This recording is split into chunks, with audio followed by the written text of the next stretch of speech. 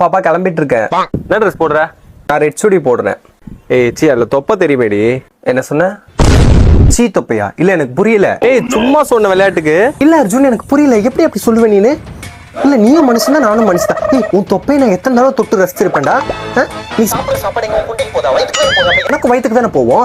உனக்கு இருக்குதா மட்டும் தொப்பனா அப்ப எனக்கு அப்ப நான் என்ன பண்றது நானு? இல்ல எனக்கு ஆசையா நான் தொப்பை வச்சுக்கணும்னு. பசங்க தொப்பையெல்லாம் நாங்க பெருசா கண்டுக்கிறது கிடையாது. பாப்பா சும்மா அப்படின்னு நினைக்கிறேன். ஆனா பொண்ணுங்களுக்கு தொப்பர்னா மட்டும் ஐயோ தொப்ப இருக்குன்றது. இல்ல நான் என்ன சிம்ரன் எப்பவுமே இழுத்து பிடிச்சிக்கிறதுக்கு இல்ல எனக்கு ஆசையா? நான் அதுக்கு தான் நான் ஜிம்முக்கு போயிட்டு இருக்கிறேன். ஜிம்முக்கு போய் அங்க எவ்வளவு ஒர்க் அவுட் பண்றேன். குறையதோ இல்லையே என்ன ஆகுதோ இல்லையே இது மட்டும் உள்ளே போக மாட்டேங்குது. அது கூட பரவாயில்ல. எங்கன்னா நல்ல ட்ரெஸ் போட்டு கிளம்பி போலாம் அப்படின்னு சொல்லிட்டு ஃபங்க்ஷன் போலான்ட்டு அழகா ரெடியாகி மேக்கப் பண்ணிட்டு கண்ணாடி முன்னாடி போய் நின்னா இதுதான் முன்னாடி தூக்கிட்டு வந்து நிக்குது இந்த வயிறு தான். வயிறு பெருசா இருந்தாலே சீன்னு சொல்வியா நீ? அப்போ அர்ஜுன் அப்போ உனக்கு எனக்கும் கல்யாணம் ஆனதுக்கு அப்புறமா எனக்கு நான் பிரெக்னென்ட் ஆகி நிக்கிறேன். அப்ப பாப்பா வயித்துல இருக்கப்போ வயிறு பெருசா இருக்கிறத பார்த்து சீன்னு சொல்வியா? நம்ம குழந்தைய சீன்னு சொல்வியா? அது கூட விடுறா.